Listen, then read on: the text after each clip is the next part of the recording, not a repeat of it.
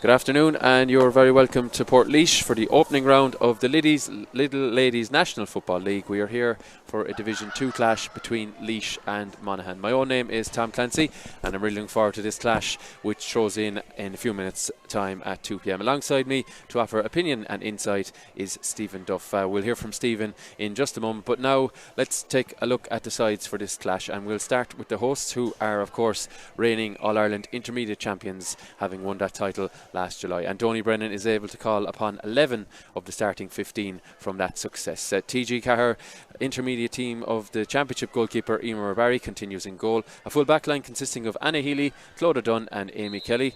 Sarsfield's Rachel Williams is a familiar face at wing back, and she is joined by team captain Ellen Healy with Laura Nerney on the other wing. There is a fresh face at midfield as Aoife Kiran is joined by Andrea Moran. Eva Galvin, Laurie Marie Maher make up a dangerous half forward line. The inside forward line looks potent with Mo Nerney, Sarah Ann Fitzgerald and Shifra Havel. Havel came off the bench in the Croke Park success. For Monaghan, meanwhile, Kieran Kearns, he'll be hoping that his side can reach the final of the league this season after losing out in the semi-finals, just like Laois did last campaign. He calls upon Alana O'Donoghue in goals. Maeve Monaghan, she wears two, with O'Neill's clubwoman Jennifer Duffy at full back. Shona Brady completes the full back line. Amy Hamill and Anya Lockman flank centre half back Quiva Brennan. The midfield sees Jodie McQuillan and team captain Muireann Atkinson. The forwards is represented by 6 different clubs, with Amy Garland, Leanne Maguire and Michaela McCabe in the half forwards. Emma Clerkin, Chloe McBride and Shauna Coyle will look to do the damage inside. Stephen, a nice dry afternoon here. There's a bit of a breeze down a pitch side here in Portlaoise, but good to have Ladies National League back, especially from a Laois point of view, given their success in the Championship last season. Yeah, look, last couple of months for Laois Ladies has been brilliant. The girls and Donny and the background team brought a real lease of life to the county, and especially ladies football in the county. And Laois, as we've said over the last couple of years, love to jump on a bandwagon, whether it's Joe McDonough, whether it's the footballers going well and getting to a Leinster final. But last year the ladies took it on, so it was brilliant.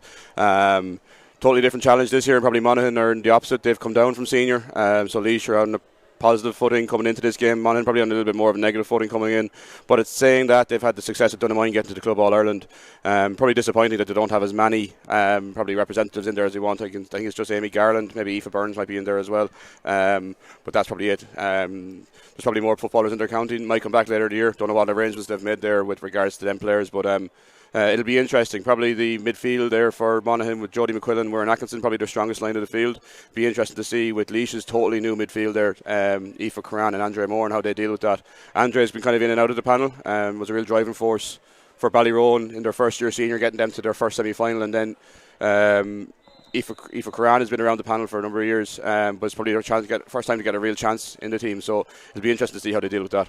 Yeah, for Monaghan, you mentioned, I suppose, coming down from senior, but at this grade last year in the league, just like Laois, it was the shorter format of the two groups.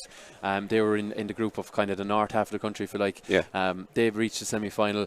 So from that point of view, they know they can be competitive at this level. Now, this season, of course, we're at the juncture where we're back to full complement of games. So a lot more games to be won, which is a good thing and a bad thing. There's more room for error, I guess, but at the same time, you need to do an awful lot more to be in that top two. There's no semi-finals this year. Yeah, and it's massive. And like, what was 3 games, 2 home, 1 away, or vice versa, now has become the 7 games week on week on week, and I think it's 3 weeks in a row before you get a break. So it's hectic. I think even back before COVID, it was never 3 weeks in a row and then a break. It might have been 2 weeks and then a break. So it is intense. I know Monaghan have a number of players playing O'Connor Cup and Giles Cup and Lynch Cup as well. So the college commitments at third level impacts that as well, and what level of training and quality of training are coming is probably will affect that too. Early parts of the year, I assume both teams will want to start building momentum, but I know Donny Brennan did an interview with Laois today during the week, and he mentioned that he's not focusing on the league at all, that he's using the league to find his players, get players game time, see them play football, and it's all about the championship for him. And he said it's similar last year, to be fair to him, and they struggled through the Leinster Championship, and he backed it up with an All-Ireland win. So it'll be interesting to see. I know Monaghan are probably under pressure to get results from the start, but it'll be interesting to see what way teams shape up. Yeah, so you say though that Donny says he's not really focusing on the league, but yet he's called upon 11 of the starting 15 from the All-Ireland final. So he's gone with a strong enough, maybe the strongest possible 15 if you look at it from that way. I know some players have left the panel for various different reasons, but beyond that, then he has. We were looking at the bench there a few minutes ago before we went on air. There's a number of younger talents there, so there will be game time for them during the league, and it's just, I suppose, he's to pick and choose his moments to bring them in, because you don't just throw 4 or 5 youngsters in, because it's sink or swim, and invariably they'll sink if they're they're put into the deep end like that. Absolutely, and like I think the 11 out of the 15 that started the All-Ireland final, I think if he had his choice, he would be playing less of them and try to get them game time. What it's actually happened here is that because so many have dropped off the panel, unfortunately, people have had other life commitments, the work-life balance, people have gone travelling. He's had to stick with as many of the Ellen Healy's, the Rachel Williamses, the Clodagh Dunn's, Anna Healy's, the Aarons, Mo's, Sarah Ann's than he probably would like to say this early in the year. But like, his bench is made up of very young players. The only one over the age of 21 I'm seeing there is Grania Moran. So it's a difficult place. He has to try and blood the younger players while still maintaining performances and maintaining standards. So it'll be interesting to see. Like, it's a precarious position to be in, because really he's one injury or one player out of form away from having to go to really young players, and it's probably unfair on them to be thrown into the deep end without the support around them of some really experienced players. So there is a balancing act there for him. I think he's well able to pull it off. He has that group very together. We played them ourselves in a practice game with DCU last week, and they're a very together group. So there's hope there for Laois. There is hope, but it's going to be a challenge for him. Yeah, most certainly is. There's a big challenge lies ahead, of course, with a return to senior inter-county action later in the summer, but that's the reward for last season's success, that All-Ireland final win over Wexford in Croke Park. A fantastic day for the O'Moore County, it's safe to say. The colours on show this afternoon, plenty of blue and plenty of white too. It'll be Monaghan in the predominantly white jerseys with the blue shorts, and then for Laois it will be blue all over, blue tops, blue shorts, and the blue and white socks beneath as well. So the referee as well for this afternoon's game is Declan Carolyn from Armagh, and he'll be assisted by linesmen Michael Tarpey and Kevin Phelan. So thanks once again, we must say, to all those officials doing great service around the Lidl Ladies National Football League as the action returns this weekend. Of course, it did start last evening in terms of in DCU. We've mentioned DCU a couple of times. It was DCU was the venue last evening for Dublin's victory over Meath, getting one over on their now, I suppose, neighbourly rivals, and indeed very much sporting rivals, as those two sides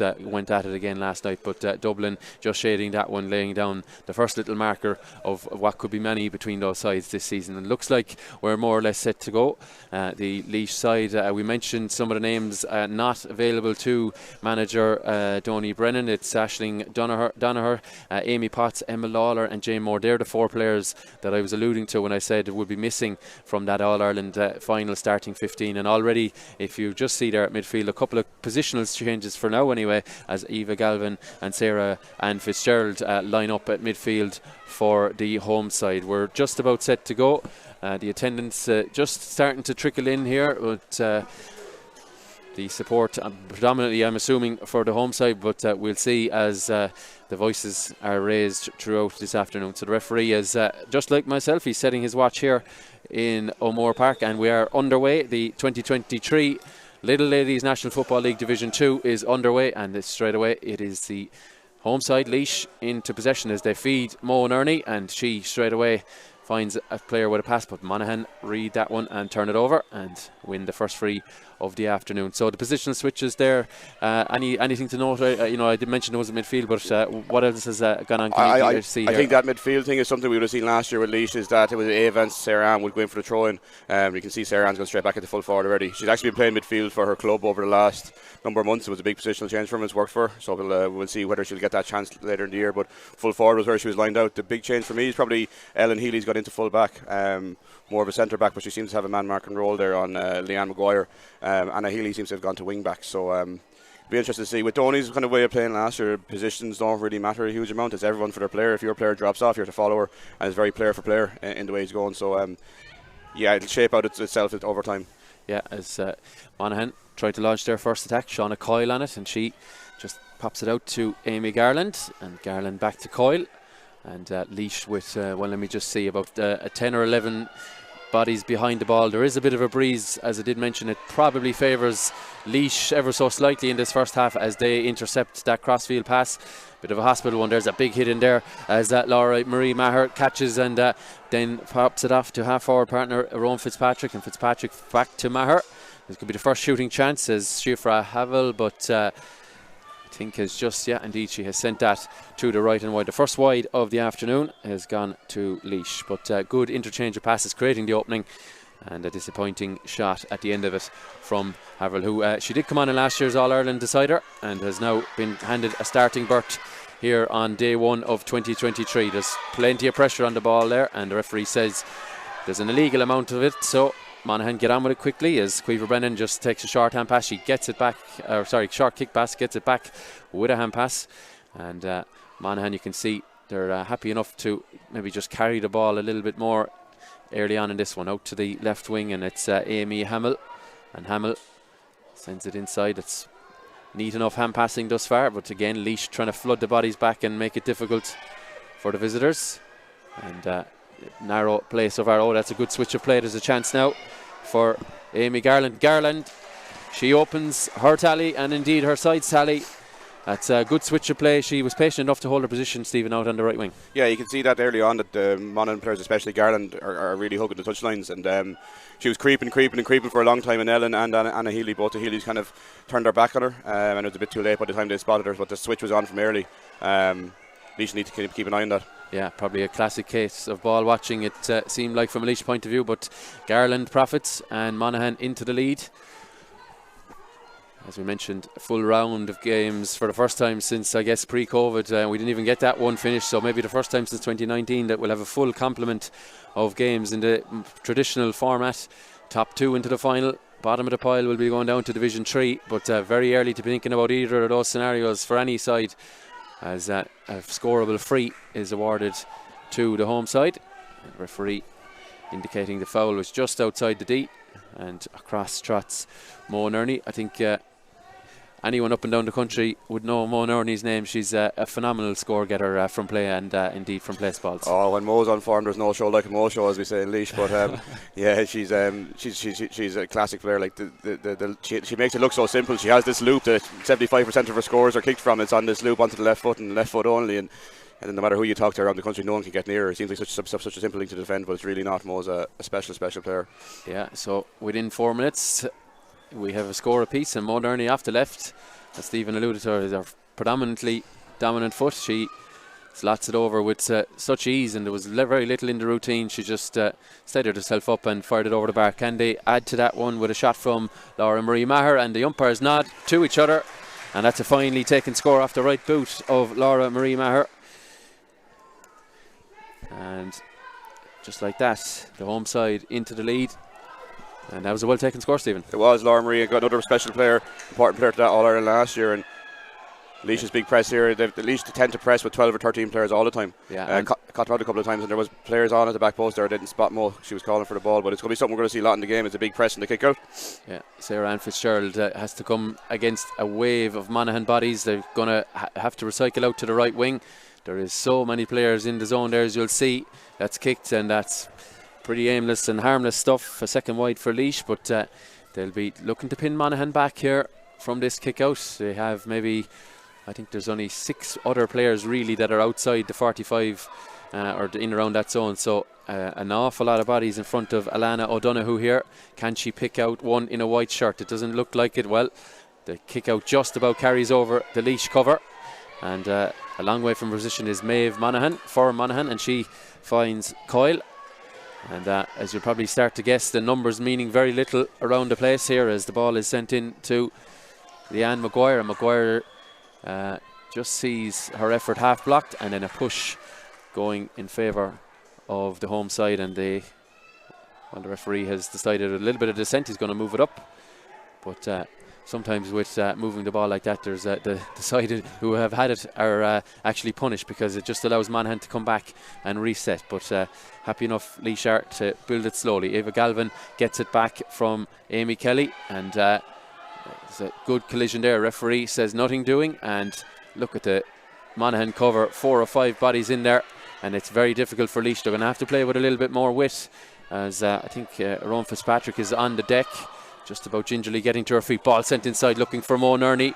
Nerney gets it. What can she do from there? Nerney turns onto the left, but she's just sent that across the face of goal and wide, and just like that, maybe able to turn on a sixpence. She didn't have any room at all, able to get a shot off. Okay, it was wayward, but I think she was looking to get it, Sarah Ann, her cousin, off her shoulder, and she couldn't get her hands free. She's calling to the ref for holding, but give Mo half a yard. She's going to try and take a shot in her left anyway, so they're going to have a plan in there for Mo. It's surprising that they haven't got somebody or two even targeted on Mo, but might be something we'll go look at later in the game.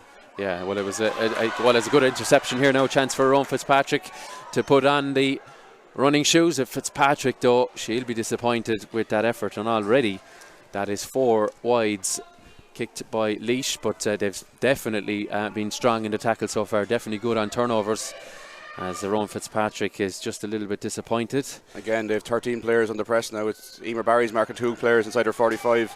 Clodagh Dunn now is actually going into the half, and Amy Kelly gets a turnover. Yeah, Amy Kelly intercepts, and straight away she hand passes it inside. Who's going to get onto this one? It's in the gloves of Eva Galvin. Galvin sends it off, and that's sent in, and that's sent over the bar. There was a half a chance at a goal. Laura Marie Maher. Yeah, Laura Marie Maher eventually applies the finishing touch. And a tentative, I think, attempt at a goal, but she'll be happy with the point. But Monaghan really struggling on their kick-outs. Yeah, and especially in that one there, you can see there was the double up, treble up of the players. Yeah, and I think even if Laura Marie might be disappointed when she watches the video back, if she had given another pass, she had Mo free on the near post, and then Sarah Ann had made her way to the back post. It could have been palmed into the back net with 1 or 2 more passes. But yeah, look, Laois are really strong, and again we're seeing, look, the only Laois player inside their own half is Emer Barry, the goalkeeper. Clodagh Dunn is on the halfway line. It's congested space, and Laois last year were quite a tall team. They probably lost a bit of that with Amy Potts and Jane Moore. Now they still would have Laura Nerney come back into the team, who's not small in any regard, but last year we saw it an awful lot. It's what caught them out against Wexford again, because they were going over the top. If they do get caught over the top, they need to have a plan. But again, we're seeing it here. There's 14 players still in that half. Yeah, and they put it again. Yeah, kick out is long, and it again, though, it's intercepted, and this time I think it was Rachel Williams who gets on it, and Williams gets the return. What can she do from here? She looks to be happy with the point. No. Well, she would have been happy with the point because she sent it to the right and wide. That is disappointing wide. A player of her skill level, she created the opening, if you like, by intercepting the kick out, but perhaps the wind is a bit stronger than I had earlier suggested, because Laois are happy to press. I know it's a tactic deployed quite regularly, as Stephen said last season, but Monaghan really struggling to get out of it, and they just about sneak out at this occasion. And now here's where the counter is. There's nobody inside. There's going to be a one-on-one here. Oh, that's a very important touch, but Monaghan still have it, breaking towards goal. What can they do here? It's Maguire off, and a chance of a goal, and it's into the back of the net.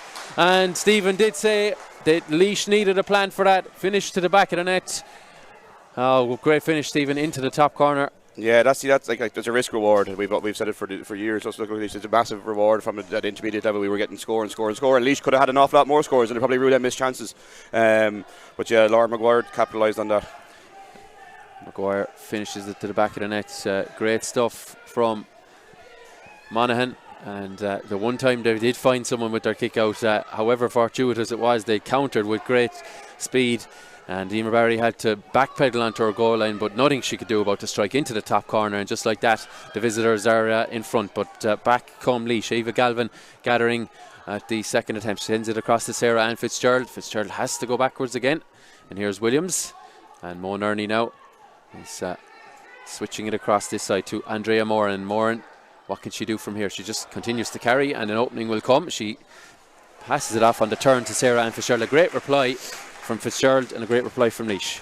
Yeah, Andrea Moran driving through the middle and was waiting for Sarah Ann to come on that loop, and as soon as Sarah Ann took that angle to pass it over the bar, lovely strike over the bar. Laois really needed that to settle, and again the numbers are up. Yeah, we're level for the second time this afternoon, as the Laois maybe leave a little bit more back in reserve this time for fear of a concession of another score like the goal we saw a minute or two ago. And Monaghan, by hook or by crook, get a hold of it. Cuiver Brennan pops it inside to number 10. That is Garland. Got the opener on this contest, and she just skips by a challenge and then just pops it off to Jodie McQuillan. As Monaghan just trying to build a little bit slower. They haven't had much, I guess, time, if you like, in the Laois half. It's been a very much smash and grab for both their scores, and they'll hopefully, from their point of view, try and have a sustained period of pressure and indeed dominance of the football. Now the roles are reversed, as Laois now have just 3 players in attack, and the other 12 back trying to thwart this attack is Maeve Monaghan from Éire Óg. It's a lovely little spin there out of a challenge, but doesn't have too many options. She spins out of one challenge and ends up going into another 2, but again she's well able to maintain the ball as captain Muireann Atkinson takes it off her.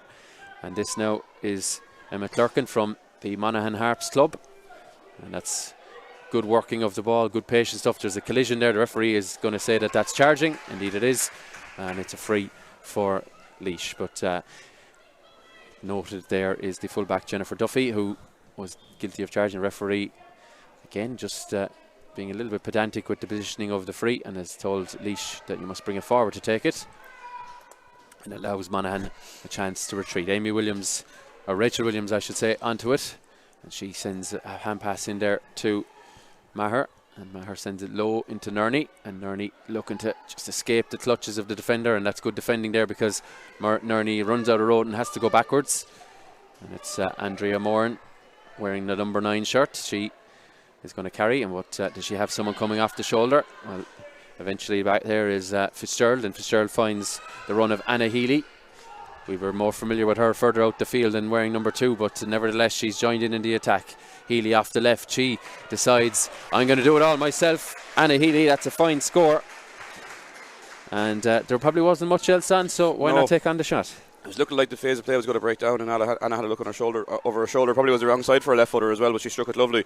Similar to the points she actually scored in Croke Park in the All-Ireland final, from a similar position, probably a little bit further out. Yeah, if it ain't broke, don't fix it. Anna Healy gets her name on the score sheet. And it was one of, I think, 6 players in the team of the season from the championship. In fact, sorry, I'm mistaken. That was Ellen Healy, I should say. Sorry, mixing up my Healys there. But we've called for a new football. But 7 players Laois did have on that LGFA intermediate team of the season, team of the year from the championship run last season. As I mentioned, 113 to 111 victory over Wexford. Glorious afternoon in Croke Park for them.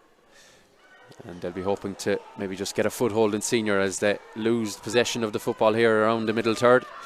And Monaghan will look to counter. There's a good kick pass inside. Nobody inside the 45 for Monaghan, so they're going to have to carry it. And carry it they do. A long way there, Jennifer Duffy. Duffy is upended. I think the referee will take another note here of the foul, and that was number 7, Laura Nerney. She's, Stephen tells me, first cousin of Mo Nerney. So. And Sarah Ann Fitzgerald, the 3 of them. So they make up 1/5 of the team. Not bad, all first cousins there, but in fairness, 3 quality players at this level, indeed any level. Absolutely, and I think the experience that the 3 of them have as well. I think Laura's played for Laois for a number of years and has the Foxtrot Captain Healy experience there. And Camogie played in Croke Park twice for the Camogie game once with the hurlers, and then Mo is Mo, as we all know. They had a massive amount of this group. Without them, I think Laois would be probably wouldn't have had the success that they had last year. But all three of them had a massive input. Even though Laura wasn't playing, she was on the sideline as the female liaison officer and had a part in playing the coaching as well. So a massive family name, and Laois ladies football in Ernie, and it continues to go. Yeah. There's no stopping them just yet. There's advantage being played for Monaghan. Good driving run there and a good block in the end, but we'll come back for the free. Muireann Atkinson, captain by, I suppose, name, but captain by nature there in leading the charge. Yeah. And she gets a free just inside the D, and a scoreable one, it must be said, for Chloe McBride, who again, not again, but like Mo Nerney, will kick off her left, and you'd fancy a player of her calibre to just knock this one over and tie us up once again. She makes absolutely no mistake with that, says McBride, and she's on the score sheet for the first time this afternoon from a free, and we are level. Just about a quarter of the contest gone, as you can see there on your screens, just over a quarter. That's a good kick out because it was well read by Ava Galvin, and she breaks it for herself. And now a lovely kick pass. Can they inject the pace needed here to create an opening? It's Rowan Fitzpatrick jinking one way, bouncing around her opponent. Advantage is coming, sends it off, and they've just did enough there, did Monaghan, but there was a foul in there. So we will come back. Great driving run by Fitzpatrick, Stephen. That was good stuff. Direct towards goal. Massive. There's very few players in the country better than Éireann at that when she picks a line and takes the ball off the shoulder, and she's an ability to just kind of weave through defences like that. Really dangerous player. She needs to be kept on the outside if you're playing against her. But it's interesting to see that like Emer Barry has won all three of her kickouts versus what Monaghan are around the 20% mark, and this Laois are getting the ball down that bit faster. So. The free for Mo, was it? Yeah, Mo Nerney slots that one over, and they're just about keeping their nose in front, replying again to the score at the other end from Monaghan. Monaghan have definitely not had the territory, but that goal has kept them in touch. Laois, I think with 5 wides and the 6 points, have showed a little bit of dominance, but the scoreboard, as you can see, reads just a 1 point margin. So I think Monaghan will be a little bit satisfied in terms of that, because they'll know there's more in them in attack. Here comes the latest one. It's Anya Loughlin, but she's just dispossessed, or Lockman I should say, as she's dispossessed, and Laois can try and counter. There's a shouts of a foot block there, but I think it was completely accidental, and it's the Monaghan player has ended up in the deck, and the physio is straight in, and hopefully it's nothing too serious, but maybe a twisted ankle there in an attempt to just stop the Laois players coming out. Laois though getting on with it, says Maher. She gives it off to Fitzpatrick, and Fitzpatrick is fouled. There's an advantage coming. She switches play across. The advantage is a good one because they're going to continue in attack, as Sarah Ann Fitzgerald, her shirt definitely pulled, and the referee agrees with me. And back to Mo Nerney, and Nerney wanted to shoot from play, but she's going to have to take it over and take the free. But the Monaghan player, I'm not 100% sure who it is. She's still on the deck. Very innocuous looking injury. She just, I think, accidentally really blocked the low pass from Laois, so hopefully she'll be back to her feet in a moment as Mo Nerney lines up another. The Monaghan players are trying to, I suppose, win a psychological war and get as close as they can and put up a bit of a white wall there, but you'll have to do a little bit more than that to fool Mo. Commentator's curse, yeah. Well, all I needed to do was open my mouth and I fooled her. But anyway, she sends that one wide, and half a dozen now wides for Laois, but perhaps you'd have favoured her there on her left foot. Oh, you would. A perfect position for Mo. It's interesting to see the Monaghan set up when they don't have the ball. They're looking at the two midfielders are dropping straight to the top of the D as almost a +2. And there is space in the middle for Laois to carry through that. There's probably not space to hit the players in front, but well, intercepted again, and now there's a chance. It's into Sarah Ann Fitzgerald. Fitzgerald sends it in. Oh, it just skids away from Anna Healy. The goal, or indeed definitely a point, was on there. As again, in around the 45-metre line, that's where Laois have set the traps, that's where they turn it over, but on this occasion the pass just skips by Anna Healy, and Monaghan can breathe a little because they've turned it over. Long punt there from Alana O'Donoghue, and it's well fetched out of the Midland sky here, and look at the work rate from Mo Nerney. It's easy to be a scorer in these teams if you like, but to have the referee's going to throw it in, but to have the work rate, that'll show you what Mo is about too. And I think that's why they're able to do that press. The press isn't just for the kick out, the press is about keeping the ball up there. You look at Rachel Williams, she was on the far 45 throughout that play, and Anna Healy was on the far 45 throughout that play. So that's their half back line playing on the opposite 45. And Donny is urging them to push on from there, where you see an awful lot of managers trying to drop off someone and protect that D. Donny doesn't see it that way at all, as every player is responsible for their own player, and to get out by you, he'll come looking for you. So that's why that press is so successful for him. But again, like we saw, there's a risk with it, and the goal that Monaghan got came straight from that. Yeah, and again, there's a lot of pressure on the ball. Referee has decided that he'll allow play to go on, as Amy Garland is upended, legally so. Ball was then just picked out of her hands as she's on the deck, but thankfully the physio is into her. She's just, I think, body to body there, has shipped a bit of a blow, and the physios today are getting their money's worth anyway. They are indeed, yeah. Very important role they do play across our games, and no more so than on days like this when little knocks are going to be picked up, and hopefully nothing too serious for Garland, as she's it's been the Monaghan players on the ground, but to look out there and to know a lot of them players that they would be the more physical of the side. They probably have that little bit more size on maybe it's the senior experience they've had over the last couple of years, or maybe it's just a coincidental thing, but they would have an awful lot of big players, especially around the middle. Jodie McQuillan, I think Jen Duffy's actually playing centre back. She's quite a physical player, direct runner as well. Moira, of course, Leanne Maguire. Like, none of these players are soft, so they'll be well able to match Leeds at this. Yeah, as referee just halts proceedings for now anyway, and we shall see if Garland is okay to continue. But 6 points to 1-2. Nice start to this contest from both sides. Really good attacking football, nothing too slow about it either, and long may it continue for this game and indeed for the rest of the league. We'll have plenty of action across the streaming platform in the next couple of weeks, as referee, I think, sees a pull off the ball there, and he jogs across to give the free to the home side, as it's in the hands of Anna Healy. We've seen her join in the attack and get a score already, while her crossfield ball somehow finds Elise Short. The ball is aimlessly, I think, well obviously not aimlessly, but I think carelessly sent goalward, and well wide, sliced wide there. It's not like Laura Marie to make a decision like that. It looked like she just ran out of ideas. There's a poor kick out now, and a chance as Haverhill gets on it. Good interchange of passes, chance. Fitzpatrick sends it across. Mo Nerney off the outside of the post, back in. Is it saved? Keeper somehow pulls it out. It looked like it was nearly halfway over the line, and eventually is fired over the bar. But what about that from Alana O'Donoghue? First off the post, I think she got a hand to the second effort, and then had to chase the ball and flick it away with her right hand off the line. That was a good piece of goalkeeping, and the result is a point for Laois. I'm not even sure who put it over in the end. I think it was Sarah Ann. I think number 14, Sarah Ann. Yeah, Sarah Ann lives around that box. If she gets a chance, she'll put it over the bar. Yeah, well, very, very close to the second green flag of the afternoon here, and there is another foul there. I think this is the key stat in the game. Like, out of the 1, 2, 3, 4, out of the 12 kickouts that Monaghan have had, they've only won 4 of them. It's killing them. They're not getting primary possession anywhere, and it's allowing Laois to keep the players up the field. If Monaghan are going to turn this game in the second half and try and get themselves a bit more dominant, they're going to have to figure something out there. I would say of some of the ones, well, we'll come back to that point in a second, is Rachel Williams out on the far side, and another shot that doesn't turn in on that far side. I've yet to mark a wide for Monaghan, and maybe running out of space for Laois with 8, I think now. So that'll tell you their dominance in attack, but the kick-out's not going to plan. The only time they did really go to plan, I think they got a goal and a point off another one. So when they do get it right, there is opportunities there, but they have really struggled. There's another foul in there, and this foul is on Ellen Healy. Yeah, I think. And the referee brings it back to between the 45 and 65. Donny again pushing players on in case players were getting comfortable where they were.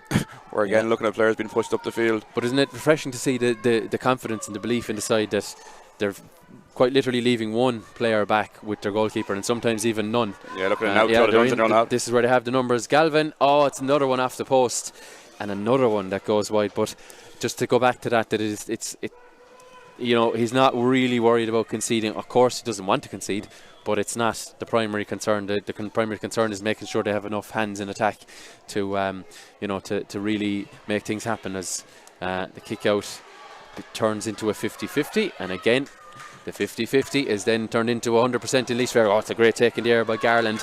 She's been in the wars, and Garland, well, is judged to have been fouled. But I think she got a bang on the head on the way down, more than a foul. And I thought it was just her momentum going backwards when she caught it. And I think Sarah Ann Fitzgerald is guilty until proven innocent in this case. But she pleads her innocence there. She's actually shipped a bit of a knock for herself as well. So Garland once again in the wars, but a great take in the air, because if she didn't take it, Laois may have been through for yet another scoring opportunity. Looks a bit innocuous there for Sarah Ann. She's in quite a bit of pain. It'd be very rare you see Sarah Ann go down. Yeah, maybe Garland just connected with her on the way down. Yeah, twisted her ankle and she struggled to put weight on it. So hopefully it's nothing too serious, but you can probably notice at times when you can see the flags in here, it's definitely favouring Laois. So they'll be hoping to build a bit of a lead at half time here. There's been plenty of games here in different codes down the year where the wind has blown from end to end. Here I seem to remember a point being scored in hurling from I think it was the 20-metre line down to our right hand side. As Laois get on with it, they turn it over again. There's a chance now that's going to be dangerous. It's all the way to the back of the net. Owen Fitzpatrick, you could just see from the trajectory on it that maybe it didn't have enough for a point. It has enough to find the top corner, and Alana O'Donoghue is beaten that again. Well, we won't have even time to talk about it because they're going to be back in for another one. Mo Nerney around the goalkeeper, sends it off, open goal. Oh, it's blocked in there. Are we going to have a foot block or a 45? I would think we may have a foot block here. A little bit like whether she put her foot out or whether she got her body in front. That's the interpretation we need, because at the end of the day, she didn't expect it to jump out of the way either. I didn't think she put her foot out there. I think she just got the body in front, but it did connect with her foot, and it looks like the referee's going to give a penalty. It is. Yeah. He's determined as a foot block. Maybe the umpires decided that she stepped in with the foot. From a Laois point of view, you're saying a foot block, but if you're in a Monaghan point of view, you're saying what else can you do? Yeah, standing her ground there effectively. Yeah, you have to be 1 metre away, don't you, from the ball to try and to block it with the foot if you like. And she didn't even have the room to do that there, so close to goal. You're told by coaches from day one to move your feet and get your feet in front, because if you're reaching from too far out, you're asking for a foul. So she did everything right, but unfortunately the ball connected with her. Yeah, and there's a chance of 2 goals inside, I suppose, 60 seconds really. And it's Mo Nerney from the spot. She selflessly passed that off. Mo Nerney with the penalty. Oh, it's well saved, but will she get a second chance? She will. Mo Nerney tucks it away. And that's very unfortunate from Alana O'Donoghue. She read where Mo Nerney was going. She stayed up tall. She stayed up straight. Wasn't able to catch it though, such as the power in the initial effort. Spills it out, and Nerney follows in, and just like that they have a very, very healthy lead. 2-7 plays 1-2, and they're not done just yet. There's another free coming indeed, and they've hold their Monaghan at 6s and 7s. They are all over the place from their own kickouts, and it's every time that Laois winning one of these kickouts, you can hear Mo right up there from the back of the stand. She wants that ball. There's 2 or 3 around her to get to that square. Deliver it back in. They're looking straight away for goals. And if Laois can get their heads up that little bit quicker, and probably the congestion with their own players and the Monaghan players, it's going to be difficult for that. But it's just funny, we're back at the stand here and we can hear Mo from here looking for that ball straight away. Free sent in, dangerous enough one. It was going off target though, and O'Donoghue does decide to keep it in. Maybe wise that Monaghan trying to run this one out. They're long kicking from kickouts and the like hasn't served them well thus far, it's fair to say, as the ball is carried out by Jennifer Duffy, and they have to come back. Monaghan needs something to just tie them over for the next few minutes. The clock in this half running down. We have about 2 minutes or so of normal time. We did have a couple of injuries, so there'll be more time at the end of it as the ball is carried out to Caoimhe Brennan, and she sends it off to the captain Atkinson, and there's 2 Monaghan players collide. That allows Laois to come in, and Laois can try and launch a counter-attack as Clodagh Dunn sends it in. It's maybe 3-on-3 inside. Mo Nerney at the second attempt gathers it. Nerney, she's well marshalled, but she's able to get the pass off to her cousin Laura. Laura sends it in, but that was well read by the home defence, and we're going to eventually have a free here. But the game really in danger of getting away from Monaghan now, isn't it? It really is. They're struggling to get their hands on the ball, and if they do, it's 1 or 2 passes and Laois should get the turnover. And again, look at Laois pushing numbers on. You know, Clodagh Dunn, the fullback on the 45. Yeah, she was the one who intercepted and put that one in there, as you saw a moment ago. And again, Monaghan being, I suppose, causing themselves problems. Mo Nerney shapes, bounces around their opponent, and a bit of a sliced effort. That is going to be dangerous stuff for the keeper, and well into the breadbasket for Alana O'Donoghue. Mo Nerney probably didn't catch that one like she would have liked, and it allows Monaghan to escape again. And well, I can tell you, this is the softest of frees you'll see all afternoon. as the hand went in. It's a really frustrating part of the ladies' game is the interpretation of the tackle. Like even when you're coaching, what do you coach? It's some refs allow contact, some don't allow contact, and that was very minimal there. But it allows Monaghan to escape and come up for a score maybe of their own as Maguire, and that is very much needed. And Leanne Maguire just turns on to her left, a well taken score, and it stops a run of 2-2 without reply, and it gives Monaghan their third point to go with that goal. So 2-7 plays 1-3. We'll see what additional time we end up with at the end of the half to kick out. We haven't seen too many from the boot of Emer Barry, and it finds its way to Monaghan, and it finds it now to Jennifer Duffy. Duffy goes in, stopped illegally. So again, that could have went in either way. She got her body in front and it was done for Bargin, but yeah, it goes in favour of the Ulster County. And about what are we looking at? Well, the referee's now brought it up, and it suddenly has become a lot more scoreable. And I think it's Chloe McBride. Yeah, indeed it is McBride, who has already clocked over one free, and this one not too dissimilar position, but a little bit closer to the sideline. So she'll be going through her routine as all good free takers do. And McBride from the Aero Club as again Owens after post breaks down, and there is a Laois jersey there, and she's fouled in the way out. I think it's Rachel Williams picks up the scraps. If she didn't, Monaghan may have had a chance of a goal. And a post being hit at both ends, and a disappointing effort. I think McBride will find that it was a chance. There's another foul in there, and we've had a lot of fouls around the middle third, a lot of them made by Monaghan, deemed so by the referee from Armagh. Ball switched across to Williams. She's carried a lot of possession, and this time she decides to give it off to Galvin, Ava Galvin, and again there's a foul in there, and the referee quickly takes out the notebook as Laois get on with it, switching it across to Nerney, just for once out near this side, and she is well marshalled at times, it must be said. She's being followed by Emma Clerkin at the moment, despite wearing 13 as Clerkin, and again Laois have to recycle and try and switch across to the right wing in with the hand pass into Laura Nerney, and again Laois create an opening. There's a chance now as Sarah Ann Fitzgerald jinking one way, sends it back. Well, there's someone going to come onto it. There is. Referee allows play to go on, and there's eventually a free out here. There's calls for foot blocks again. Yeah, there again. I thought a foot went in there. That probably wasn't more of a clear cut foot block than the last one was, but it would have been a big call by the referee if he was to call that one again. Yeah, and he was just inside, I think, as well, so it would have been a second Laois penalty. But well, Laois again turning over a Monaghan clearance, and Mo Nerney the recipient this time, and the referee has given a free out. I think he's saying that she touched it on the ground. Okay, right. He's actually switched his arms. He has given a free in. Sorry, he was initially pointing up towards us here. Maybe he's just waving at yourself from himself, Stephen. But he's given a free in, and I think the Monaghan management, led by Kieran Kearns Benitez, they're having a couple of words with the linesman who is with them. They're not too impressed with some of the decisions, but in fairness, the referee is taking up very good positions. He's keeping up a play. We can't fault him in that regard, and a lot of these frees are most definitely open to interpretation, and the free now will be taken by Sarah Ann Fitzgerald. So Mo Nerney passing it off to her first cousin. She plays with Port Laois, so not too very far from home. As Sarah Ann says herself, she has more clubs than a golf bag. She plays Camogie with cameras. She plays football at Port Laois, and she's living in her family are from Castletown, and she's living in Burson-Astra. Okay, right. Well, you'll have to explain that one to me again at half time. It'll fill the time at half time for us here. But Sarah Ann Fitzgerald, the result of all that is she sends it wide. Maybe didn't get the judgment of the wind. I think we're going to have the half time whistle. Indeed we are.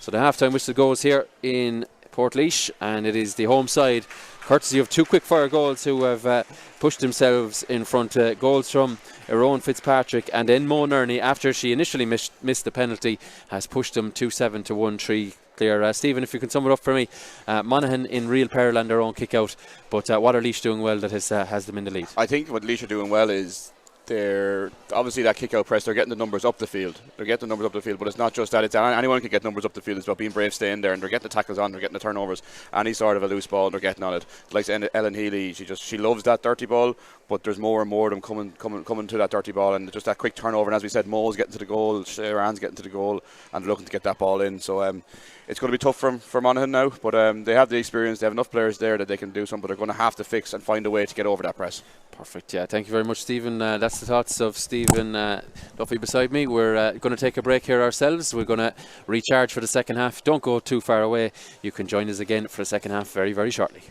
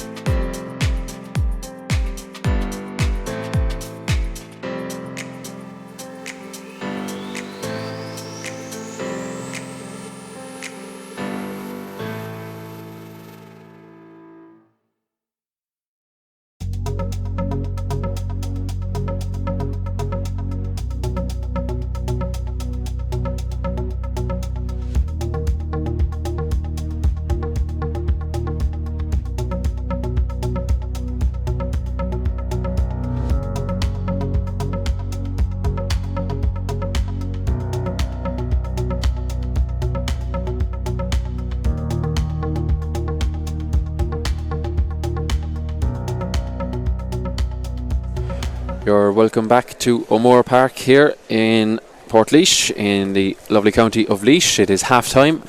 As you can see, Laois leading 2-7 to 1-3. 2 quick fire goals has pushed them clear and has left Monaghan with a little bit of a mountain, it's fair to say, to climb in this second half, but nevertheless they'll be hoping that a couple of changes positionally or tactically or otherwise from Kieran Hughes and his backroom team, which includes Hugh Donnelly, and they'll be hoping to make those changes that will of course make the difference in the second half. These sides of course in the Division 2 for the season, which also features Roscommon, Tipperary, Westmeath, Cavan, Tyrone and Armagh, the top 2 sides into the final, and that final is pencilled in for the 15th of April in Croke Park. Last season, as I said, both sides into the semi-final. Laois defeated by Armagh, and the eventual winners Kerry defeated Monaghan, so both these sides will be looking to just do that a little bit better this season in the league. And it was a heavy defeat for Laois, 7-18 to 1-9 in that semi-final, but as we said in the first half, they managed to bounce back very, very well indeed and go on to secure second tier honours with that TG Carr intermediate title in the summertime. But these sides as well, their fixtures coming up, we'll just look at them. Laois awaiting Westmeath next week, and Monaghan hosting Tyrone, a side who they drew with indeed in last season's shortened group format. Round 3 sees Tyrone come here to face Laois, while Monaghan will be away to Armagh, and in round 4 Laois have the short enough trip to Tipperary and Monaghan will be at home to Cavan. Plenty of the Ulster sides in around this Division 2 Division 2 tier for the season. We can see now Laois re-emerging just over to our right hand side, and I'll bring Stephen back in here now. Stephen, Tony Brennan, he'll be very happy with that half's work, but I suppose they won't want to rest on their laurels, maybe playing against a bit of a breeze here, and maybe Monaghan might have to rejig things, and that could be the difference. So Laois would want to keep the foot in the gas now for the second half. Oh, they would. As great as the half football has been, it's a rock and roll style of play. Jurgen Klopp-esque from Liverpool, but it could, as we've seen with Jurgen Klopp, it can all go very far wrong. And we were here, last June when Laois played Wexford in the Leinster final or Leinster Championship, and they're up by 12 points going in with, I think it was 6 minutes to go, and end up going to extra time and end up losing that game. And that wasn't the only time last year they were caught with a big lead. It's just the way they play, and they're happy enough to play that way, but again, risk reward, there's a massive risk with that way of playing. That even the goal in the first half that we saw there, it was off the back of that press, but they're getting the rewards from it, so you can see why they do it. But there's still a hope for Monaghan in this. A couple of times over the top, as we were saying at half time ourselves, if they could manage to get Murren Atkinson, Jody McQuillan, Leanne Maguire, any of them kind of big tall players, even Jen Duffy, get around the middle of the field, lump them to one side of the field, and get the keeper just kick it high and try win a break. It's probably more towards the lads' way of playing football. They probably have more experience with the high balls, but it's probably something that's sort of way of getting out of this press is try overload a couple of the zones in the field to get the ball in high, win the breaks, and then deliver in high and quick as fast as we can into that goal.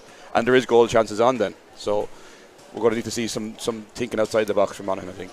Yeah, just a reflection on some of the statistics from the first half. Monaghan with a grand total of 0 wides.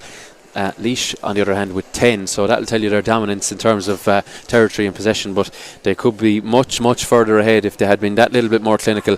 They also, they did miss a penalty, but they scored a rebound. They also hit the post on a couple of occasions, so they could have had a hell of a lot more on the scoreboard, but I think they'll be happy enough with the 7-point margin as is. Mo Nerney, she got 1-2, getting the goal from the rebound of that penalty. Laura Marie Maher's at a point, as has Anna Healy. Sarah Ann Fitzgerald has helped herself to 2 points, while her own Fitzpatrick with that long distance goal has also got a point, so 1-1 for her. On the other side, Amy Garland, she opened the scoring, she has a point. Centre half forward Leanne Maguire, she got the goal, and there's been 2 points for inside forward Chloe McBride, but only 4 points 4 scores, I should say, to show for their efforts. No wides will tell you that Monaghan have really struggled to get into the Laois territory. The manager has now called the side in. He's going to have another bit of a revival as Monaghan are eventually emerging to my left hand side. The referee was starting to run out of patience, just that ever so slightly. So Monaghan are unleashing a bit of a huddle just to try and make sure they're good and set here for the kick out. But we were speaking before the match, Stephen, there's plenty of crossover with players. You're involved in DCU yourself, but plenty of crossover with players with the third level games.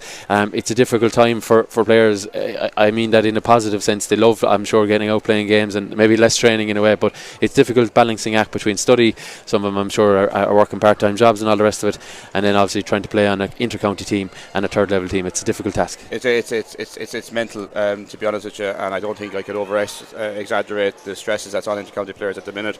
I think it's going to be a conversation that's going to have to happen very soon, as especially within the ladies' game. Maybe the Sickerson in the lads' game has been brought to January, but the O'Connor, the Giles, all that here now is on top of this, and the demands on county players. We did a survey with our players over the last couple of months, and 80% of them are out 6 days a week. Oh, that's phenomenal. Even I'm not out 6 days a week with covering games. I get out 4 or 5 times, and that'll do me. But if we were to cover them steps up and down Moore Park 6 times a week, I don't think we'd be doing it much longer. No, exactly, and that'll tell you the level of commitment, dedication, and desire across the grades from female players.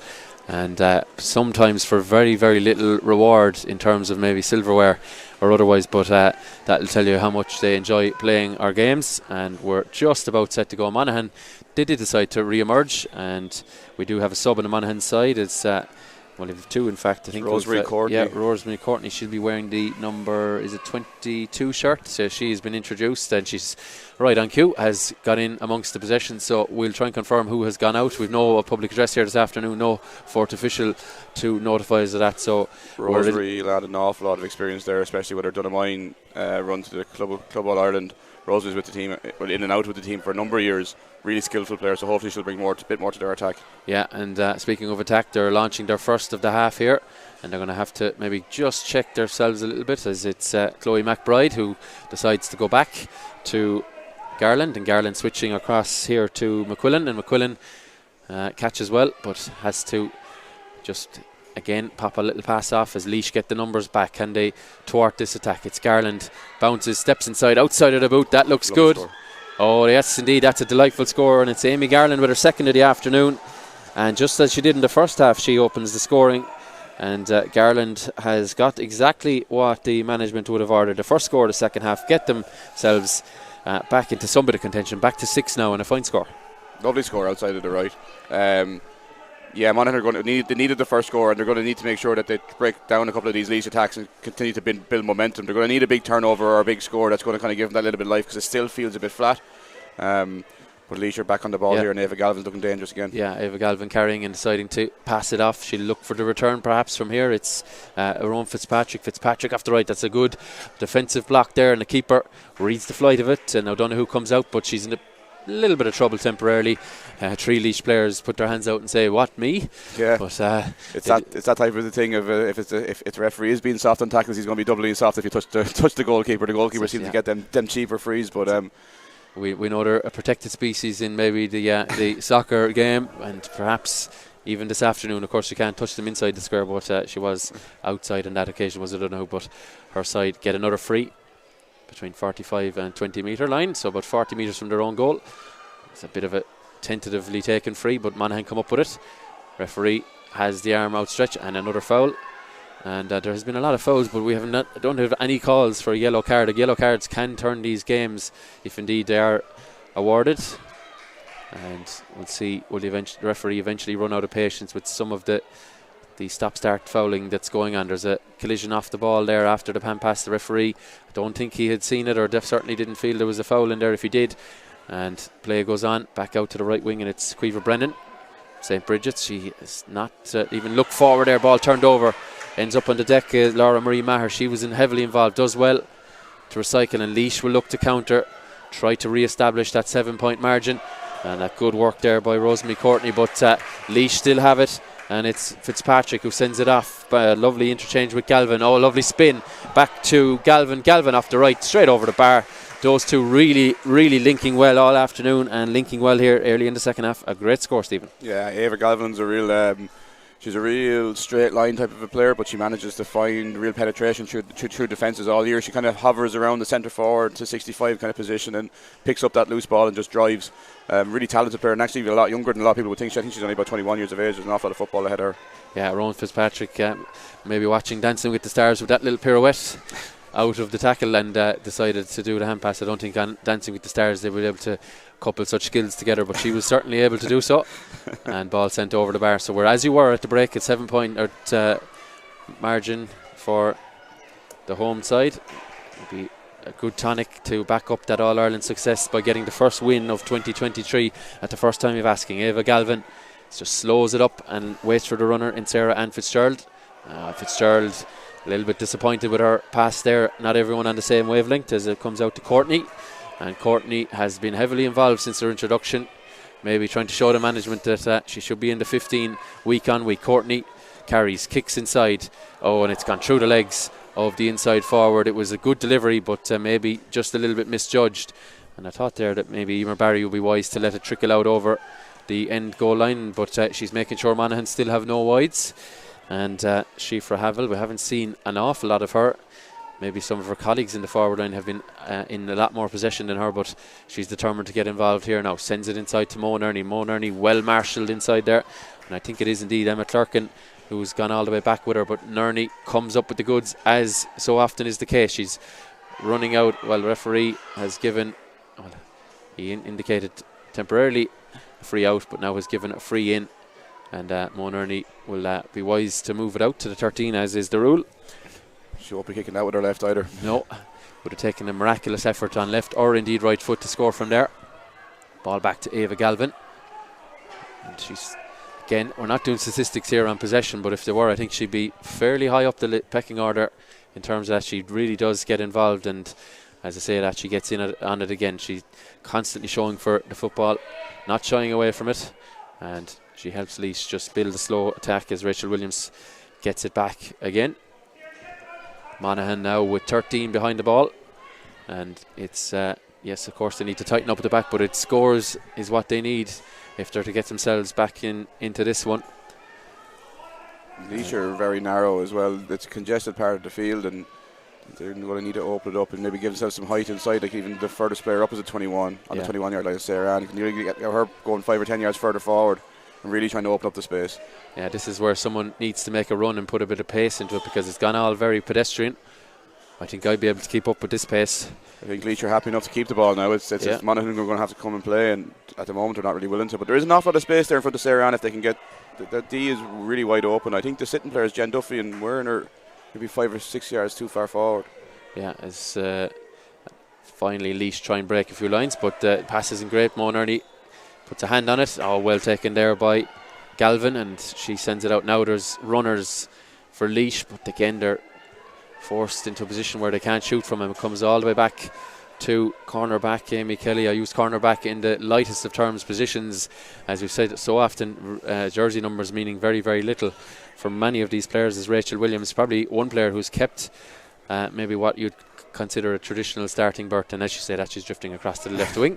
But Williams at an absolute canter walks across. If this was horse racing, maybe Monaghan would be accused of not trying, but they're happy, it seems, to sit off. It's actually, from a Laois point of view, refreshing. It's not great to watch, but in the past for Laois they would have always been that gung-ho way of playing, and like they were in the first half. They'd panic when this would happen. Is that what you're saying? They just would continue to play the same way, whereas now they're seen to manage the game, and it's probably that bit of maturity been together another year. But maybe the lessons they learned against that in that Wexford game last year was that they had to learn to manage the game and run the clock and. Frustrate your opposition by making, what do we know, probably 60 or 70 passes without intervention. So, it's part of the game. It's what teams will work on in training, I'm sure, to continually hold the ball for 3, 4, 5 minutes, whatever they're capable of, and just starve the opposition. And that's what they've done. Now they put a bit of pace into their own. Fitzpatrick sends it off, and that's Ellen Healy. Oh, lovely interchange again. Monaghan there flooding the place. We have eventually a free in. And all of that, the home support, they give a round of applause. I think they're happy with how Laois dealt with that. Monaghan thought they could set the trap. They did so, but they fouled one of the Laois players who had the ball, and the task now is with Mo Nerney. 1-2 in the first half. From Monaghan point of view as well, that's so demoralising. You do all the right thing, keep them outside, and still win the free despite your defending. Probably Mo will put this over the bar, although we cursed her in the first half. She should be putting this over. Your turn to try that now. I'm not going to open my mouth about it. As Emer Traynor wearing 21 and Lauren Garland wearing number 24 have been introduced. I'm just confirmed now. Lauren is the twin sister of Amy, who's playing at the wing forward already, so they're both done in mine. Yeah, so the Garland on the double here this afternoon, 2 for Amy, and she'll be hoping that Lauren can join her in the score sheet. One of the players making way is wearing number 12, so Michaela McCabe from St. Bridget's race is run, so she's out, and I think the other one is going to be Cueva Brennan, also from the same clubs from St. Bridget's. Yeah, it is the centre half back. So the manager, Kieran Kearns, looking to put a bit of fresh legs into it. Maybe he just noticed from that passage of play that there was a lack of energy maybe from some of it. So out come 2 and in go 2 fresh bodies as Mo Nerney. She was wayward with one as I put the curse on her in the first half, but she makes no mistake with that, straight over the blue spot here in Portlaoise. And Nerney pushes them further clear. It would be a good start to the league. That high ball we spoke about at half time, and yeah, now look, we're in. Now they're racing onto it. There's a good pass there, another one inside. Now the numbers are with Monaghan. Can they work something from here? All sent inside. Where's the wrong pass? Probably went a bit wide and allowed Laois to get back. Laois have maybe 7 or 8 behind the ball now, and the scoring angle is disappeared for now anyway, and it's all the way back to captain Atkinson. Atkinson will try and maybe take on her shot here. She does. She puts it high into the Laois sky, but that is eventually the first wide of the afternoon, and you know you want to keep your wides tally down, but if you're keeping it that low, perhaps you haven't had enough opportunities, and that is definitely the case for Monaghan this afternoon as Atkinson. And now Monaghan are going with the press. So I didn't see this in the first half. They're actually leaving 2 players free up top. Yeah, but they're having to chase the game maybe. It was a very tentative press because the sharp pass was on, wasn't it? It kind of came from the backs, came to midfield, and it didn't press the forwards on. Yeah. You can't press if you're going to do it 50%. You have to do it all. Yeah, all duck and no dinner, as they say, and it's free now awarded for charging, I think, to Monaghan. So again, they have no real options in attack, so they have to go back. And it's switched across here, 1-on-1 inside. Well taken on the bounce off the great score. Yeah, and I mentioned Lauren Garland getting on the score sheet like her sister. She does so, her first involvement really since being introduced a couple of minutes ago, and a much needed score for the Ulster side. The subs that have come on from Monaghan have really improved them. You'd wonder, because they're done a mine, was they're late coming back to the panel after the Club All-Ireland final, but those that they have introduced have had an effect on the game. They most certainly have. They get the bit of a press on here, but Laois comfortable, as they've been a lot of times afternoon, win possession, and Monaghan just almost getting towards the ball, but Laois come out with it. It's Laura Nerney off the left, switching across, just the flight of it just evades Laura Marie Maher tussles for it, picks it up and goes again, and she's pulled on the way down. So referee might have a decision to make here, or does he just give another warning to Jennifer Duffy? Let's see. Yeah, I think Duffy's going to remain in situ, but I think she had more than one bite at Maher on that occasion. Do you say Maher or Mar up here, by the way? Mar, okay. Well, yeah, that's what I was saying. Yeah, well, there you go. That's the Limerick man coming out for me. I like the Coughlin and Colin as we have between Cork and Limerick as well. So apologies to anyone out there who've mispronounced that name today, but you do know who I mean, I hope.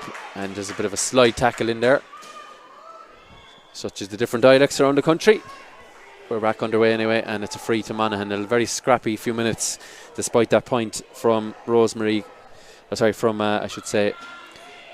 Garland. Monaghan a bit aimless in their kicking there, and it allows Laois to come away with it. I think Laois will be very, very happy that they've managed to get through, nearly 13 minutes of the second half, and there's been absolutely no inroads made, 2 points apiece. No inroads made on that half-time advantage, and Laois... Oh, it's got another chance here, flicked away well, it's going to be kicked on. It is, first time from Sarah Ann Fitzgerald. A poacher's goal. She read the pass across the square, got her right hand to it, and decided that just put the right boot to it and tucks it away into the corner. Stephen, I hasten to say, but that it really would be game, set and match. Yeah, that was very lax by Monaghan. It was no real intent to what they were doing there. A few lazy passes, and you give Sarah Ann a sniff like that, and then, as I say, that she gets blocked They down. could be in for another one, just like the first half. Can they get goal on top of goal? They go for a point here, and it's Ava Galvin who gets on the score sheet. And there was a tentative attempt, perhaps, to work a goal opportunity, but a quick 1-1. And I think it's curtains now for Monaghan. A fantastically taken goal from the forward. That was Sarah Ann Fitzgerald, and quickly added to with the point. So Monaghan now perhaps playing for places in the coming weeks, playing for a bit of pride. But they do look beaten here, and then again their free taking has not been accurate, their deliveries have not been accurate, and that was well read by Clodagh Dunn. And out come Monaghan. Another foul in there, but just disappointing to have a pass in your own full back line intercepted. But in fairness to Sarah Ann Fitzgerald, she had to be on the spot to finish it, Stephen. She did, and Sarah Ann can be clinical, especially with her point shooting from time to time can be a little bit inconsistent, but for goals, if she gets the ball in that close, she's going to put it in the back of the net. She had time to set herself as well. You could see her open her shoulder, pick her spot, and she blasted it bottom left. So Sarah Ann's going to be She'll be happy with that one, yeah. She will. There's sub being prepared on the Laois side. We'll confirm it in a moment, but it will not take place just yet as ball is switched. And once again, Eva Galvin got her point a moment ago, is involved in play, wearing that number 10 jersey. We've seen so much of her today. Indeed, if we had a possession statistics, I'd hasten to say it's probably about 70-30, if not even higher, in favour of Laois. And for two sides that were, in theory anyway, matched in terms of league positions last season, it's turning out to be a little bit one-sided here. Yeah, it really is. It really is. Laois are looking to empty the bench now. Here, see Orla Hennessy's getting ready to come on. Orla's a girl who's 18, 19 years of age and had a horrible 12 to 14 months with injuries. She did her ACL, she returned and had 3 or 4 other injuries off the back of that, and I don't think she played any football at all. A lovely switch of play from Laura Marie Maher, and she sends it into Anna Healy. Oh, well taken inside there. Well, surely there's a foul in there, yeah. And you just can't touch the goalkeeper in the square. Don't think anyone realises this at times, but very well taken by Alana O'Donoghue, beaten by a dropping ball in the first half, but she was more than equal to that one. And the sub has come in for Laois, and it's the number 19, as Stephen said. Orla Hennessy is in, and just trying to confirm who's Aoife Cran. Aoife Cran came off. So midfielder Aoife Curran has come out. She's from the St. Conleth's club, so she makes way to a smattering of applause here in O'Moore Park. And Monaghan tried to launch another attack. They have only managed 2 points thus far in the second half, probably playing with a bit of a breeze. They have a free coming if they need it. Referee says play can continue, and it's Emer Traynor who gets it. Traynor sends it off to Coyle, and Coyle has to go back again. They're going back into Laois traffic and out to the right hand side, and it's Atkinson who takes it on. 4 Laois bodies there with her. Is she fouled? Does she foul the ball? Referee says nothing either way, and he eventually free shot. Whistles for a free in. Carrying it into traffic, it's difficult. Laois are getting they're flooding the area then when a player is slowed up. So and Myrne probably could have got her head up a little bit earlier, and she looked up and she saw 3 or 4 in front of her, and she still went for it. I think she had the choice again. She might have sprayed the ball left or right, but she looked to carry it into contact. She won her free, but on another day, a referee might have been a little bit harsher on her for taking it into that opportunity, that issue. Yeah, the free now to be taken. Score. And knocked over the bar from McBride. That's Chloe McBride, so her third of the afternoon.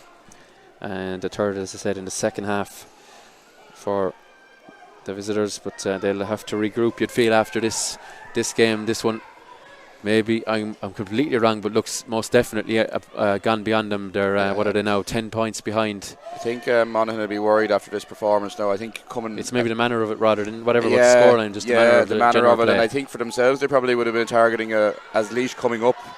I know they were in Division 2 last year, but Monaghan were probably targeting this as a win. And now they have to play Tyrone next week, and we all know then Tyrone will be tough. They're probably in a similar position then, and pressure's really starting to come on, and you're looking at your fixtures ahead, and momentum is stopped, and the habit of losing can happen at times as well. So they really need to get on top of this rut And a lot of work's going to need to be done before Tyrone next week. Yeah, they're going to try and want to finish this one strong, give themselves something, a little bit of a moral victory maybe. But, that's a reckless challenge. And I think the referee eventually is going to go to the yellow card, and Emer Trainer on Mo Nerney. I don't think there was any malice in it, but it's just the way it looks. The first connection was with the head, and then the hand kind of got wrapped around the neck as well. So, yeah, I think sometimes the ball, it can appear and you think, well, I can get that. Yeah. In goes the hand, and you just end up being tangled up in it. And looks like Nerney is somewhat okay. Yeah, she's getting to her feet, but joining us over in the stand, so will be Emer Trainer. And a couple more subs for Monaghan. Wearing 18 is Sally Murphy from Inishkeen, and also entering the fray is Breed McNally. So two in and 2 out, also obviously the yellow card, so playing with 14 for the next 10 minutes or so. And Nerney, as a result of that foul, will have a free just on the D, and like any good free taker, as I said, she'll make it probably central by the time she takes it. I'd be an advocate now, as a man who took frees off the ground exclusively in my very short career at football, to bring in the vanishing spray, because look at this, stealing metres all the time. But and she puts it wide more. She can steal all the metres she wants if she's going to slice them like that. She's going to go wide. But as someone who couldn't ever take them out of my hand, I was always jealous that they could steal the metres. So we've had a few in Laois that were over the years stealing. Chris Conway was used to take about 30 or 40 yards off his kicks. But they didn't steal metres, they stole miles, was it? Yeah. Well, it's great if you can get away with it. Nerney, though, slicing that one off her left and to the left and wide. I think that's a dozen wides now, so definitely an area of improvement for Donny Brennan's Charges as they face an away trip next week. And now playing with a player advantage for the next 9.5 minutes or so. From what we were saying about from the Monaghan point of view about this result, Laois from the total flip probably will take an awful lot of confidence from this going into the Westmeath game. And Westmeath, who are another team who haven't been performing brilliantly and have lost an awful lot of players, Laois will be going into that game now with eyeing up as that. And all of a sudden, if they could get a result against Westmeath, they're 2 wins in the bag and they're safe in Division 2, and then they can go target 2 more victories and looking for... Yeah, be in around the top 2 come the last couple of games of it. It just shows the importance of a good start. Absolutely, as the free taken by Sarah Ann Fitzgerald. Fitzgerald shows Nerney how it's done and adds to the growing lead and the growing tally here. And a free slotted over. 3-11 now for Laois. That's good scoring any day, really, and it's definitely good scoring with what are we looking at inside the last 10 minutes. But we mentioned, I think, I don't know, did you say the word momentum there, but it certainly came into my head looking back at what Meath did in recent seasons. Well, I'll come back to that in a second, because there's an opportunity here, and it's Sarah Ann Fitzgerald onto the roof of the net, and 2 quick fire points, 1 from a free, and that nice effort from play from Fitzgerald. But we saw what Meath did. I think they won Division 2. The years are all blurring into one now, but they won Division 2, they won the Intermediate Championship. They went to won the senior one. Now, I'm not saying Laois by any means are going to emulate that. I wouldn't rule it out either, but momentum is a great thing. When you get a crop of players together that are all rowing in the same direction, everyone's enjoying their football, everyone's enjoying their training. Meath have shown, they've shown all the other counties that, you know what, you get that momentum, you can do things. I think Meath is the extreme, and but you look at it across the board. You look at Westmeath when they won their Division 2, they won the Intermediate. I know they went up, they came straight back down. You look at Tipperary, they've had a couple of good years and they went back down. But that momentum thing is massive, and having a team that's confident, enjoying themselves. And as I said to you at the start of the game, Laois is very together as a group. We played them last week, and it's noticeable how together they all are. It's almost like a club team. There's a lot of them similarly around one age, and like that momentum will grow in this group. But that's why this win will be so important for them. Again, the manner of this win and the manner of the performance. So it'll be interesting to see how they get on next week and in the next couple of weeks. Yeah, and I suppose it backs up winning the All-Ireland Intermediate to show that you're more than capable at Division 2 level, where you have some senior teams and some intermediate teams. So a couple of changes there for the home side. Yeah, so wearing 20 is Grania Moran, and wearing 18 is Grania Lawler. So Grania squared, in they come. Grania's in for her clubmate Sarah Ann, Grania Moran for Sarah Ann, and Grania Lawler's in for Schiffer Havel. Yeah, so Sarah Ann Fitzgerald finishes the game with 2 quick fire points, and she'll be more than happy with her afternoon's work here. And they'll be on the board with a victory, it would be appear so. It's at Laois. Very, very, again, that's a dangerous enough solo, because she's turned it over, and Laois look to counter. Mo Nerney sending it in to Galvin. Galvin outside here. And the subs looking to get in on the act now is Gráinne Lawler. And there's a foul there, playing the hand that was holding the ball, and the player that is fouled is Gráinne Moran.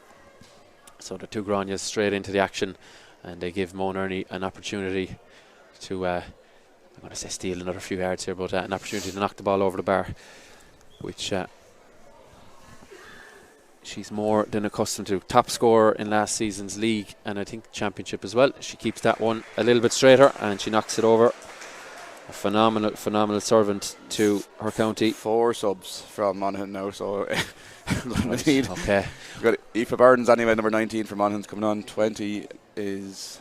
Yeah, Laura Walsh. 25 is Holly McDade. They're 3 of the 4 that came in. They, just like that, they just were sprung upon us, so we'll see who the other ones are. But Monaghan, very much a beaten docket this afternoon, and they'll regroup ahead of an Ulster clash next week at home. So, as with the nature of this division, there's a lot of Ulster teams. I think there's 4 Ulster teams in it, so derbies, if you like, but familiarity as well from Ulster Championship games with those sides. So it won't be any mean task to pick up wins for them. It's a very competitive division. Is Division 2.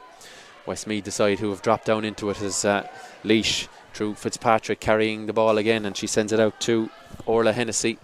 Hennessy looking to stake a claim for further inclusion in the coming weeks, and it finds its way back to Galvin. Seems to be absolutely everywhere. I'm not sure the GPS units this afternoon, but I think Galvin's might be running out of battery as another foul there. And I don't mean this as a critique of this particular referee, but ladies football in general, I think it was a couple of criticisms of the match last night. There's just at times there can be so many frees, and it just breaks momentum because there's been great free flowing football from teams, but when there's frees, it just stifles the whole thing. And I'm not sure what the solution is, because I know the Camogie went out and introduced minimal contact, and what is minimal contact, and again, they're now seeing the frustrations then again of what is a tackle, what isn't a tackle. I think we need to just define what a tackle is. Is it two-handed or one-handed? Are we allowing contact? Are we not allowing contact? I think most players would say they want to allow contact and allow some, we can't call it minimal contact, but allow for some piece of physicality. And it's just to see the consistency then again, because one referee is allowing minimal contact, one referee is not anything. So yeah, sorry, we'll just interrupt you there because it's a triple substitution. They made another one a second ago, so let's see who has come in. We Kelly have O'Neill's in for Mo. Yeah, Mo Nerney exits with a point. Tara Byrne is in there. Kelly O'Neill, as you said, and I think is it 21 as well. Yeah. There's Katie Donoghue are all in. So really getting to run the bench this afternoon, and I think a number of those players, I'm not sure about debuts or whatever, but a number of them very very new to the panel indeed, and young players. So 2 out of the 3 of them are still in minor. I think 2 of them might even have still played minor championship for these yet. I might be wrong in that, but they're definitely on the minor panel. So a very proud day for them and their families, and I'm sure that's who was clapping and cheering loudest as Laois. Well, a little bit of miscommunication there, but Kelly O'Neill gets it, gives it off to Galvin. Oh, is it well intercepted? There's a chance here. A penalty free. here. No, he's given a free out. I think maybe a Laois player just came through illegally so to get that, and the chance of a goal is abandoned with the foul. Yeah. But even if it's a long way off, but even the scoring difference, the damage that has been done today from Monaghan's point of view may not serve them well. No. If they can't revive things, or they may miss out as well. But we're going to have the goalkeeper subbed as well. There's Naomi Luttrell from Conlitz coming in for Emer Barry. It's not often you'd see that. No, such is the comfort that Laois should experience. So the goalkeeper is changed. So Emer Barry, as I said, I think there's going to have to be a bib because Naomi's wearing white and she looks like a Monaghan player out there. Yeah, they could probably do with the 16th player. Yeah, there's a bib being ran in now. I hasten to say, why didn't they think of that 30 seconds ago? They'd have saved, I think the physio was running in, but Emer Barry, the sub has been made. Emer Barry is made way, and Naomi Luttrell is in. I hope I'm pronouncing that right now, because but another one from the St. Conrad's club, so she's in, and she'll be glad to get a couple of minutes. But will she be called into action? As Monaghan, there's been a lot of subs. It's gone very fragmented, and the clock is. Yeah, we're just about, what are we, inside the last 2.5 minutes, as you see there on your screens. And Monaghan just trying to end with something. The last 4 points all gone for Laois, so can Monaghan do something about it here? And they carry the ball through Lauren Garland. Garland sending it off to Courtney, and well, Courtney's effort doesn't turn in as she would wish, and she sends it to the right hand side and wide. Probably great for these players to get the run. You wouldn't usually see it in the league, but it's probably the comfort that Leitrim are at to get these players runs. And he has a small panel this year, and he needs to keep everyone engaged and make them feel like they have value. And this is something that's going to give them that sense of value within the squad, because it's very easy. We see it teams across the country is that players aren't getting runs, they drop off, go back to their club game, but he's operating with a smaller panel this year, so he has to make sure that everybody feels like they have a value and a part of the group. Yeah, Ava Galvin, she's most certainly part of the group. She thinks she's fouled there, but referee says get on with it, and ball delivered in. Just, you can see all afternoon Monaghan's passing is just that little touch off, and when it's a touch off at this level, you will be turned over, you will lose possession, as Fitzpatrick carries it bouncing, and she is decked on the way through, and a foul that occasion by Jennifer Duffy, and referee is doing his necessary paperwork, and it will be brought back. But as we say, plenty of streaming across the divisions on the LGFA. This stream brought to you in association with Stream Sport Ireland. They've the broadcast partner for this particular game, and do stay tuned to the LGFA channels on social media, and indeed the Ladies Gaelic website for all the details of fixtures, as they are indeed confirmed with streaming and venues and all of that over the coming weeks. Very, very busy time for Gaelic games, and very, very busy time for those involved in Ladies Gaelic. And Stephen mentioned the upcoming third level O'Connor Cup, and the lower grades as well. So very busy time for players. Sent in looking for another scorer was Anna Healy. I think she's trying to show that she shouldn't be wearing number 2 anytime soon. She'll probably maybe a 1 in front of it or something, or maybe wants to get further back up the field.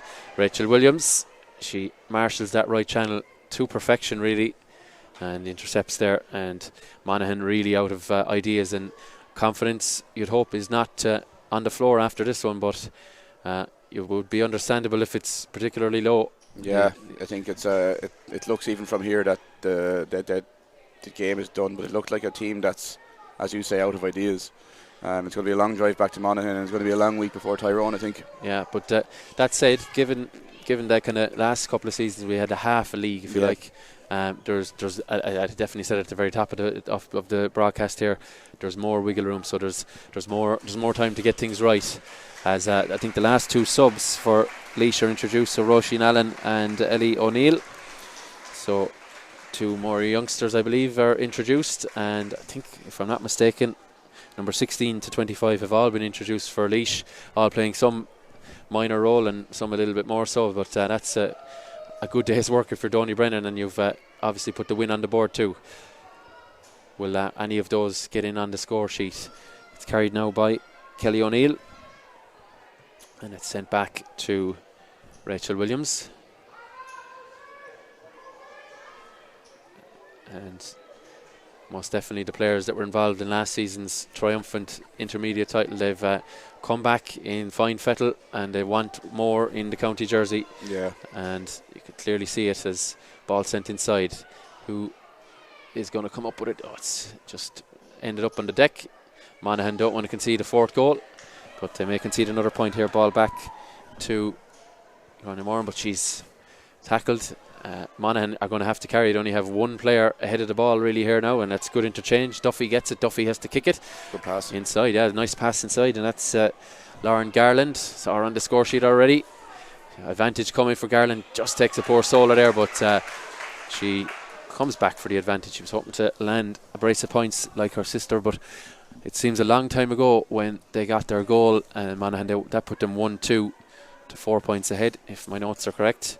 But really, since then, nothing short. It put them, let me see, 1-1 to 3 ahead, I beg your pardon. So they were ahead at that point, but really, since then, they've managed 5 points, and it's been 3-11 for Laois. So really, really dominant since beyond the 10-minute mark. Laois, one-way traffic for so much of it.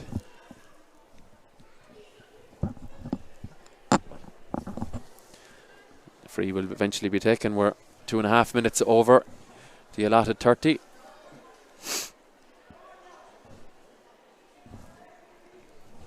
So Stephen, will you win the O'Connor Cup? One way on the exclusive here now. Yeah. No, it's good. It's always very competitive, and you have to look at UL. You look at UCD, TUD. You're making a lot of strides in sport. It's going to be it's a great competition. I was even watching the Sigerson last week, and the college games are brilliant. They should really make sure that there is a place in the calendar for them games, because it's an opportunity for players to play with players that are from across the country that they live with, that are in college with. So it's an important part of the calendar. I think it needs to be maintained. But whether we're going to win it or not, I hope so. But Laois have won today. That's the main thing. We'll wait and see on that one. But one team who have won is Laois, 3-14 to 1-6.